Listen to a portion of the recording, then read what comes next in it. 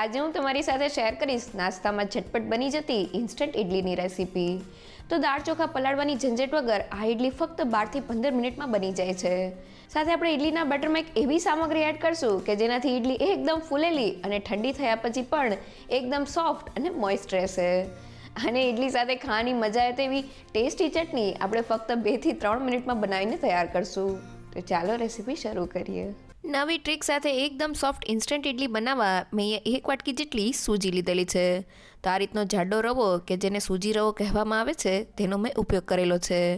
રવાના આ માપથી મીડિયમ સાઇઝની 12 નંગ જેટલી ઇડલી તૈયાર થશે. હવે ઇડલીને એકદમ સોફ્ટ અને ફૂલેલી બનાવવા મેં અહીંયા 1 મીડિયમ સાઇઝનું બાફેલું બટેટું લીધેલું છે. તેના રફલી પીસ કરીને મિક્સર જારમાં એડ કરી દઈએ. સાથે મેં અહીંયા 1 વાટકી જેટલું ખાટું દહીં લીધેલું છે. તો જેને એકદમ સહેલુંમાં 1 વાટકી સૂજી રવા સાથે આપણે 1 વાટકી જેટલું ખાટું દહીં લેવાનું છે. સાથે 2 લીલા મરચાંના ટુકડા, 1 ઇંચ જેટલો આદુનો ટુકડો અને સ્વાદ પ્રમાણે મીઠું એડ કરી દઈએ. અને હવે બધી જ વસ્તુને ગ્રાઇન્ડ કરી લઈએ. તો બધી જ વસ્તુ એકદમ સારી રીતે ગ્રાઇન્ડ થઈ ગઈ છે. ગ્રાઇન્ડ થયેલા મિક્સરને સૂજીમાં એડ કરી દઈએ અને સારી રીતે મિક્સ કરી લઈએ. તો સૂજી એકદમ સારી રીતે મિક્સ થઈ ગઈ છે. હવે મિક્સરને 2 થી 3 મિનિટ માટે ફેટી લઈએ, જેથી થોડું લાઇટ અને ફ્લફી તૈયાર થઈ જાય. તો લગભગ 2 મિનિટ જેવું થઈ ગયું છે અને મિક્સર એકદમ સારી રીતે ફેટાઈ ગયું છે. તો હવે તેને ઢાંકીને 10 થી 15 મિનિટ માટેનો રેસ્ટ આપી દઈએ. તો આપણું ઇડલીનું બેટર રેસ્ટ કરે છે. બજારમાં 3 અલગ વેરાયટીના રવા મળતા હોય છે. એક એકદમ ઝીણો રવો, એક તેનાથી થોડો જાડો એટલે કે સૂજી રવો અને એક ઇડલી રવો મળતો હોય છે.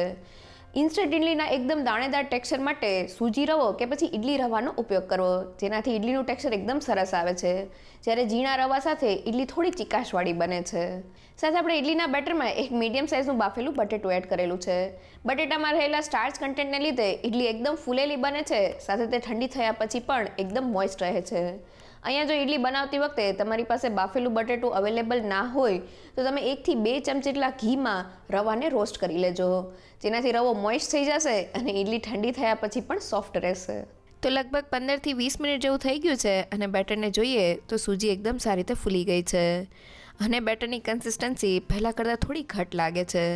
તો તેમાં બસ થોડું પાણી એડ કરીને તેને સારી રીતે મિક્સ કરી લઈએ.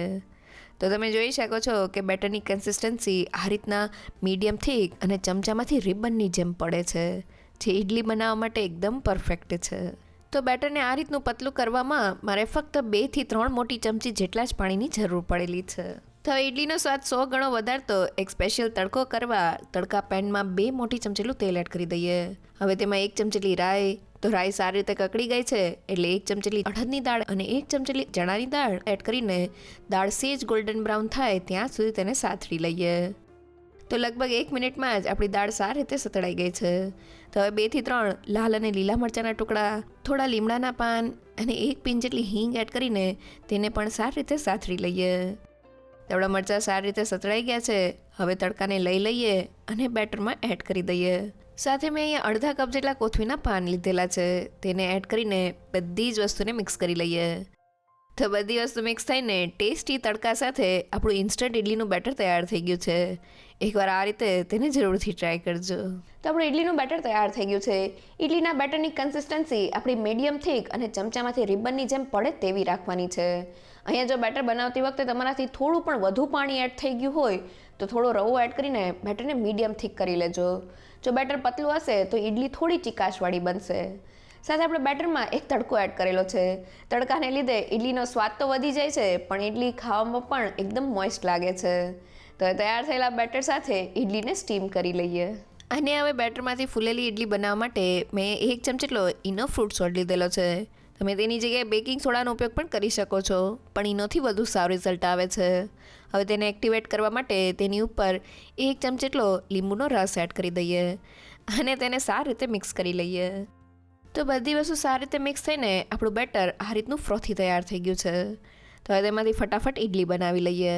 તો મેં ઇડલી સ્ટેન્ડ રાખેલું છે, તેમાં થોડું તેલ એડ કરીને તેને સારી રીતે ગ્રીસ કરી લઈએ અને હવે ઇડલીના બેટરને પ્લેટમાં એડ કરી દઈએ.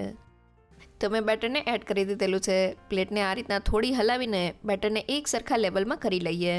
અને હવે ઇડલીને સ્ટીમ કરવા માટે મેં સ્ટીમરને 5 મિનિટ માટે પહેલાં ગરમ કરી લીધેલું છે.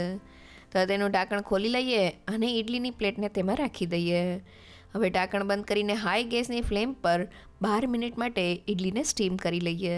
તો ઇડલીને સ્ટીમ કરતાં પહેલાં સ્ટીમરને થોડું ગરમ કરી લેવાથી ઇડલી એકદમ ફૂલેલી તૈયાર થાય છે.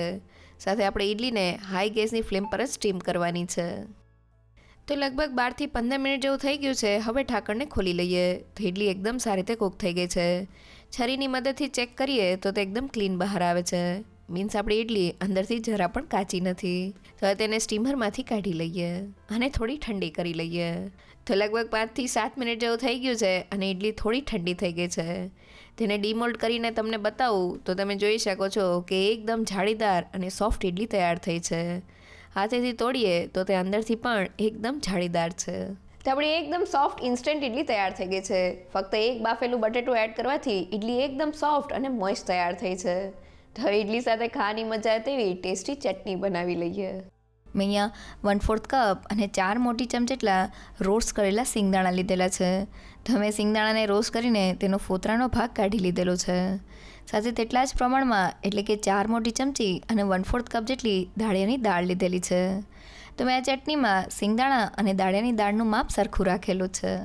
હવે તીખાશ માટે 2 લીલા મરચાંના ટુકડા અને ખટાશ માટે મેં આ નાની સાઇઝનો આંબલીનો ટુકડો લીધેલો છે. તમે તેની જગ્યાએ દહીં કે પછી લીંબુના રસનો ઉપયોગ પણ કરી શકો છો. સાથે સ્વાદ પ્રમાણે મીઠું અને બધી જ વસ્તુ એકદમ સારી રીતે ગ્રાઇન્ડ થઈ જાય તેના માટે અડધા કપ જેટલું પાણી એડ કરી દઈએ અને તેને સારી રીતે ગ્રાઇન્ડ કરી લઈએ. તો બધી વસ્તુ ગ્રાઇન્ડ થઈને આપણી ચટણી માટેની આ રીતની સ્મૂથ પેસ્ટ તૈયાર થઈ ગઈ છે. તો હવે તેની પર સ્પેશિયલ તડકો કરવા વઘારિયામાં 1 મોટી ચમચીલું તેલ એડ કરી દઈએ. હવે તેમાં 1/4 ટીસ્પૂન જેટલા રાઈના દાણા અને 1/4 ટીસ્પૂન જેટલી અડદની દાળ એડ કરીને દાળ સેજ ગોલ્ડન બ્રાઉન થાય ત્યાં સુધી તેને સાતળી લઈએ. અને હવે તેમાં 1 સૂકા લાલ મરચાંના ટુકડા અને થોડા લીમડાના પાન એડ કરીને સાતળી લઈએ. અને હવે ગરમા ગરમ વઘારને ચટણીમાં એડ કરી દઈએ અને સારી રીતે મિક્સ કરી લઈએ.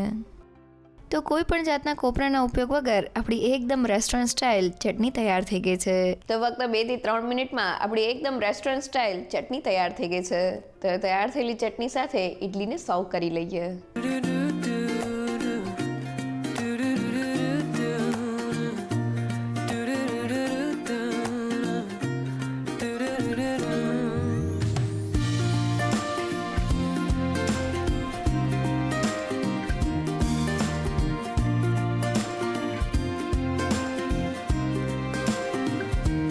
તો નાસ્તામાં ફક્ત 12 થી 15 મિનિટમાં તૈયાર થઈ જતી ઇન્સ્ટન્ટ ઇડલી એકવાર આ ટ્રીક સાથે ચોક્કસથી ટ્રાય કરવા જેવી છે. જો તમને મારી આજની રેસીપી ગમી હોય તો મને કમેન્ટ સેક્શનમાં જરૂરથી કહેજો. સાથે મારા વિડીયોને લાઇક અને ફ્રેન્ડ્સ અને ફેમિલીમાં શેર કરજો અને મારી ચેનલને સબસ્ક્રાઈબ કરવાનું ના ભૂલશો. તો ફરી મળીએ એક નવી રેસીપી સાથે.